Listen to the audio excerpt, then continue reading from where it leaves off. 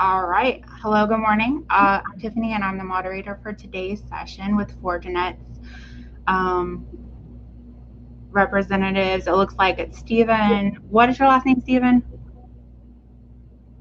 Stephen Watkins. And Michael Campesi. It's titled Fortinet: Keeping Students, Faculty, and Staff Secure. So, okay, guys, I'll let you take it from here. Awesome. Thank you, Tiffany. Appreciate being back with the West Virginia K through 12. This is actually my second presentation and then a little over 6 months. So very encouraged to see everybody getting together again and just trying to understand more about the cyber landscape and how we can protect students. So wanted to start this morning with a little bit of an overview. There's a lot of folks who recognize who Fortinet is. A lot of folks attribute Fortinet as a firewall company and very well kind of started out that way.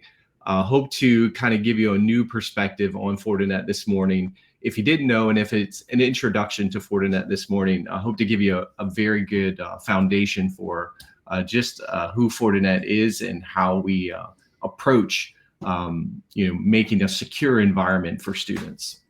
So first of all, Fortinet, we are a global leader in cybersecurity, not just firewalling, across the landscape. And you're going to learn a little bit more about what we do offer this morning from a high level perspective. But we'd like to say that we deliver a broad, integrated, automated fabric platform of sorts that enables our customers to accelerate the journey through whatever they're going through, whether that's WAN transformation, LAN transformation, of course, pandemic transformation or unpandemic transformation, wherever you happen to be, we can partner with you in that journey. So here's some statistics. What I'd like to point out, though, is we have more than 50 products in our portfolio. And so it's more than just firewalls, as I said. And we are, very strong on the customer side with over half a million customers under our wing. And even more pointed here is our 600,000 plus NSE certifications. NSE means Network Security Expert. It's part of our training academy, and we're going to hear a little bit more about that as we go.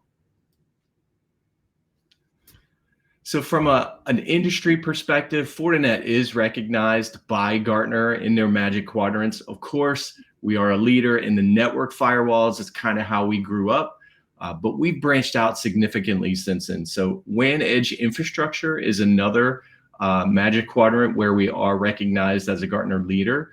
And you might recognize that not as WAN Edge Infrastructure, but as SD-WAN. And so both in the network firewall and SD-WAN Magic Quadrants, Fortinet is recognized as an industry leader. We're also visionaries in the wired and the wireless LAN. And so when you think about SD branch, we're certainly there, as well as from the operational side with SIM. But just wanted to kind of give you a perspective of where we are in the industry. And it's not that we're just throwing out, hey, we're a cybersecurity leader. We're recognized as a leader in a number of different spaces. One of the reasons why we are so recognized in the security space is our products, for sure. But there's also another part of Fortinet that not everybody is aware of, and it's called Fortinet Labs. Fortinet Labs is our threat intelligence and research organization. This is a very big organization as far as companies go. And it's, just like other, organizations from an intelligence perspective that you might know, we certainly have a lot of sprawl. And so, 24/7 coverage, pulling in all sorts of telemetry throughout the globe. But wanted to give you a few minutes just to better understand what FortiGuard Labs is and kind of how it works. And so visibility is a huge thing, right? You can't really have AI and machine learning or artificial intelligence and machine learning doing their thing if you don't have data to churn. And so we have a number of different ways that we pull in that data to be able to feed into these mechanisms that do generate a lot of the intelligence that ultimately ends up in our products to protect students, in this case, from the threats that are out there on the internet. And so telemetry from our network and all of our sandboxes, our partnerships across industry and government, being able to have certifications or 0-day research. We've found over 800 0-day attacks and published information about those and protected our customers from those. But ultimately, they feed their way into these mechanisms, and then they come out as what we call security fabric protections. It's either proactive research or services that we provide to our customers and to other organizations. And so FortiGuard Labs is a huge engine behind the means with which we secure our customers, particularly the K through 12 space. And I mentioned briefly at the beginning, I was going to tell you more about our NSE certifications or our training program, but we are a technology learning partner. Again, over 500,000 certifications. We have security academies. We're in over 100 countries with our ATCs, and we target that cyber skills partnership. So we've got introductory cybersecurity foundations in our NSE 1 through 3, and 4 through 8. We have more technical depth. So your engineers, your administrators, your architects, they can proceed down there. And so the biggest thing that we've seen in a bump in our utilization through our training programs is for the last 18 months, roughly, the NSE Academy or our training programs have all been free to everyone. And so if you didn't know, training.fortinet.com, you can go there, learn all about the NSE Academy, NSE 1 through 3. You can take those courses and become certified for those, even if you're not a technical person. Those are more introductory level cybersecurity foundations. But again, free to the public, free to everyone.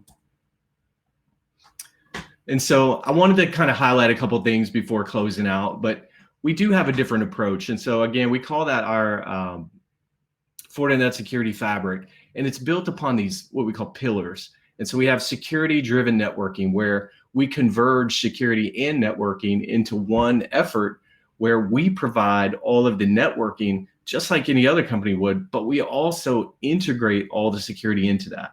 Zero trust access has become a very hot topic. It's been around for quite some time, the concept of zero trust or trust no one. So that's been around a long time, but there's maturity in this space over the last number of years. And so Fortinet, with our security fabric, is able to provide that zero trust access as well. And lastly, as organizations, including K through 12, move to the cloud, adopt cloud, whether that's infrastructure as a service or IaaS, or software as a service, or what's commonly heard as SaaS, Fortinet is able to protect those entities not only in the cloud, but we're also able to protect our customers and students from accessing poor content or malicious content in those particular areas as well. So I mentioned we have over 50 products, and again, you can see these pillars down here at the bottom, but we also have a host of other services at the top.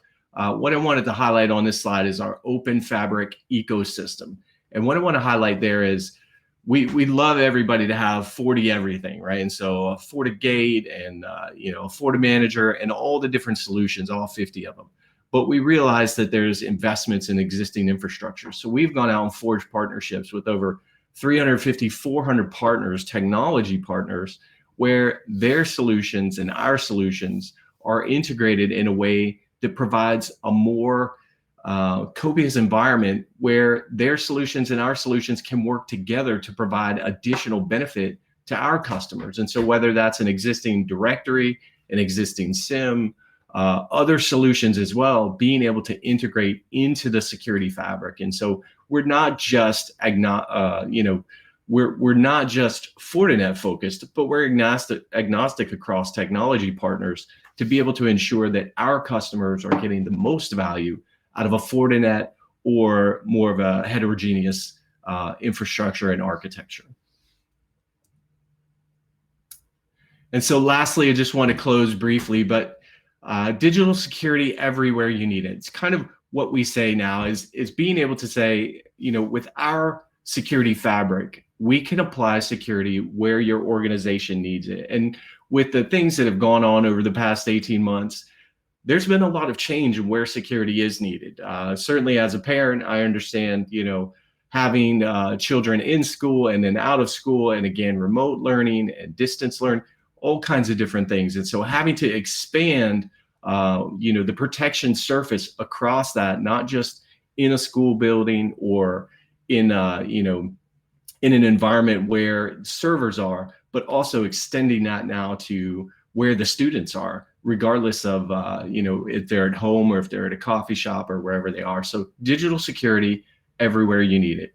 Again, Fortinet, not just a firewall company, but we're a security fabric company that likes to bring all the solutions available to you and then integrate with the solutions you already have, therefore providing that additional value to you and becoming your trusted security partner. So just wanted to thank you again for taking the time to hear an introduction to Fortinet.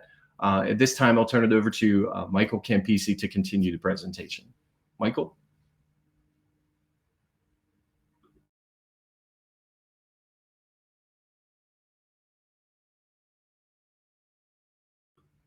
Michael, I think you're on mute. Yeah, no, I was trying to get one thing moved out of the way so that I could unmute it. So I appreciate it. So I'm actually new to Fortinet for everybody. I'm actually within my first month here, but come from the background of a school system, and a larger school system in Virginia. Stafford County Public Schools is where, I, grown up, spent the last 15 years there with them. And 5 years ago is when, I took Stafford through the transition into the Fortinet product. It started off with our current firewall filter, infrastructure was had claims of being able to hit a certain bandwidth, and we were running into issues of I couldn't seem to get the numbers out of the existing firewall that matched those, and so reached out, did evaluation, and found that Fortinet was the only one where their actual numbers that they put on their spec sheets actually were real world performance numbers. And that gave me a good strong basis to then grow from with that, and actually was able to see the numbers when we actually put in a test pilot with it. And so we started off just transitioning out our existing firewall filter system through the E-rate process of being able to just kind of swap it out. And one of the things that drew me to Fortinet was the fact that they had the ability to scale with it. And so anybody that's done any type of filtering on things, knows that sometimes that can be, CPU intensive. And so one of the great things about, Fortinet is it went through and allowed me to put multiple Fortinets in an active state, where I was able to utilize CPUs and processing for the actual filtering from multiple units. And so I could scale up as I needed it. And that actually is where, it started off. We had all of our stuff centralized. So we had the internet pipes at central locations. And so we started off with, going through and grouping a group of the FortiGates in order to do that filtering. Then about a year later, we started going through and, did a security audit. And as Stephen was talking about, that zero trust came into play. And that was the one place that we scored really high on. We could protect people from outside coming in. All that was great. Everything was good with that. But they started talking about the fact that we needed to have some more segmentation. BYOD, started becoming a bigger thing. People were bringing their own devices. Do we trust what there was on their devices? Do we just tunnel everything and put them out to the internet? Or did they need access to internal resources? Because they needed access to internal resources, we started to have to incorporate that into it. And the FortiGate product allowed us to be able to go from purely tunneling BYOD traffic just to the internet, so all they had was internet, to now I was able to utilize it to provide that internal segmentation and still give them some access to the internal, networking, which was a huge, step in growth with us. But that was a great thing about the product, is it allowed me to grow as it needed. And through time, we started finding out some of the, extra features that were just built in and included with the FortiGate that, gave us more options to be able to do things, going through and having the, sharing for the screens. So the devices from home, being able to actually have the multicast, be able to cross the FortiGate in order to be able to do the screen sharing up to the screen, because of the fact that the kids wanted to be able to present from their own devices and not have to be on a county-owned device. And it gave me the flexibility to be able to provide those connections while keeping it secure, which was the huge advantage there with it.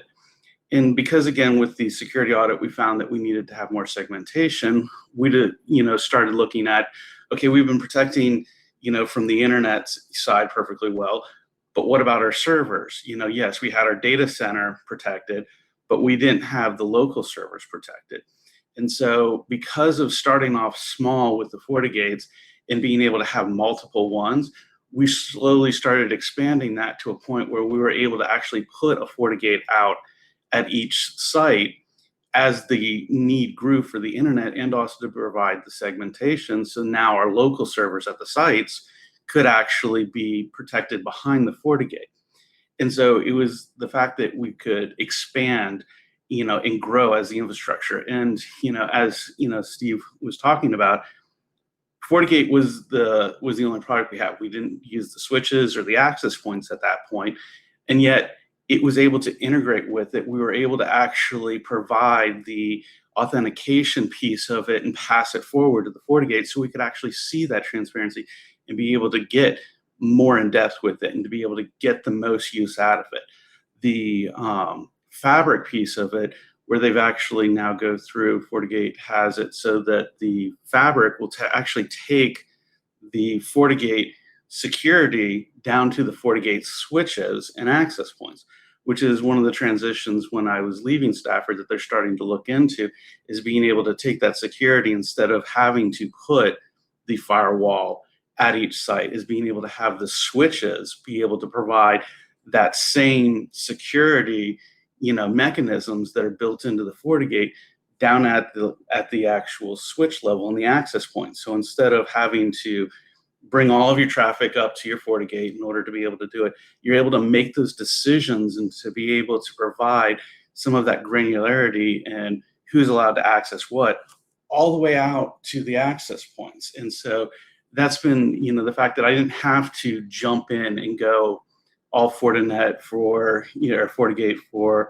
everything from my access points to my switches. But the fact that I could start with the FortiGate, build the infrastructure for the security, and be able to then expand upon it and add to it as additional needs came up, and to be able to then utilize it.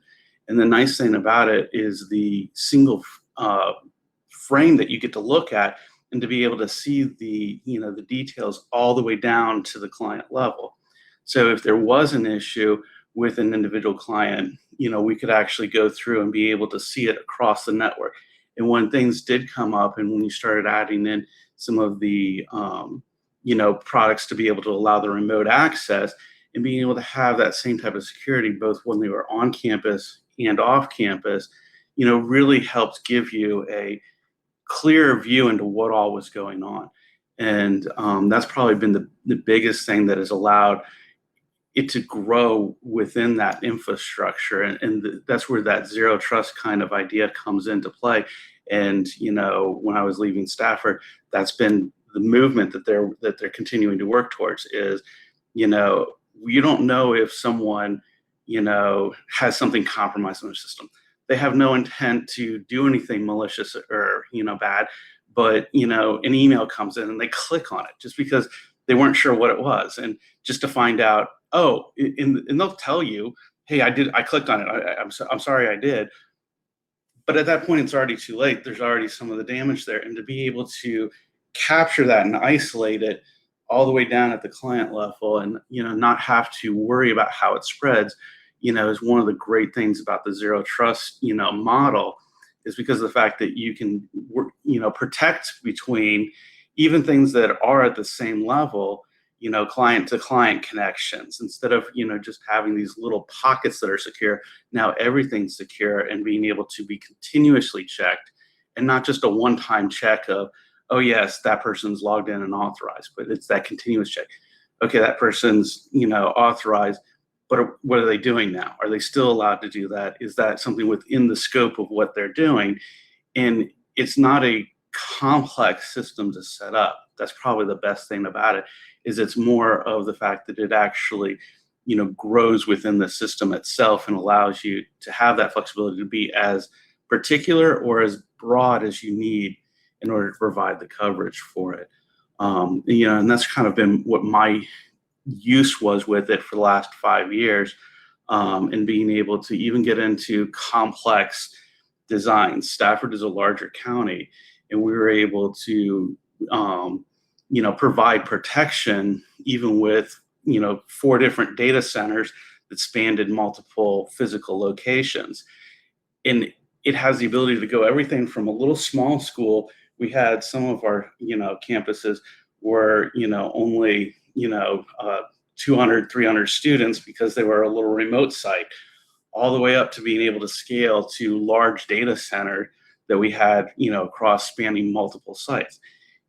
And it's that flexibility that you have within the system itself that just made it, very well, to be able to go through and do that. And it just connected with everything. And that's probably been my biggest thing, about it, is that it was easy to use. And, having the reporting, because we actually have the analyzer also. So we're able to actually see everything that's kind of going on, the type of applications. And that's been a big game changer for our instructional department, because we were able to provide them reports to justify some of the spending that they were doing for their cloud services, because we could show that they were being utilized.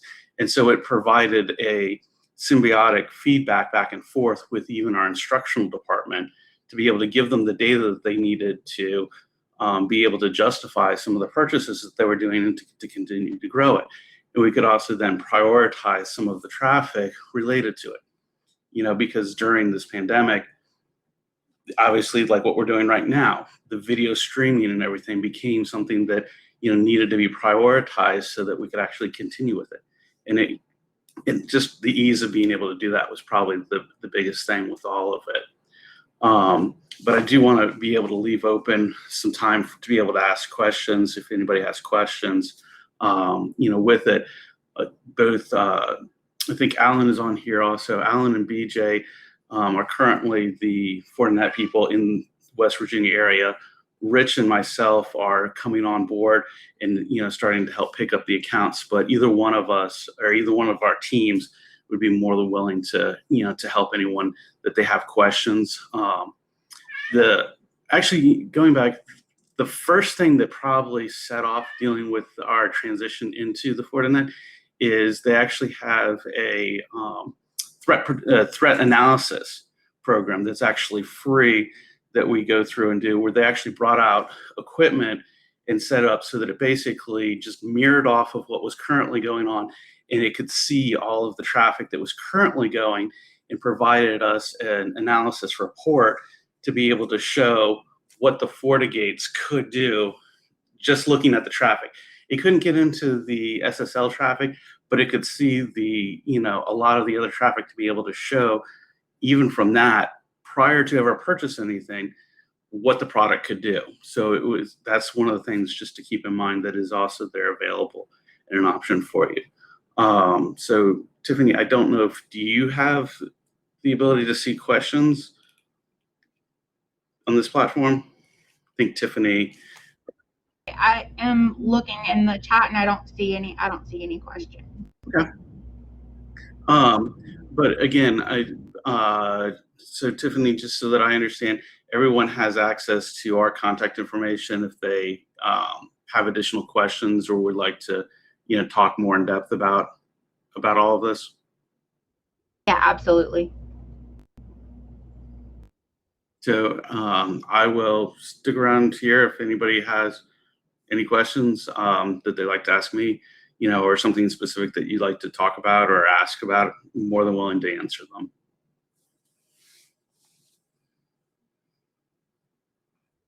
I want to say thank you all for presenting today. We really appreciate it. Thank you. Everyone who attended.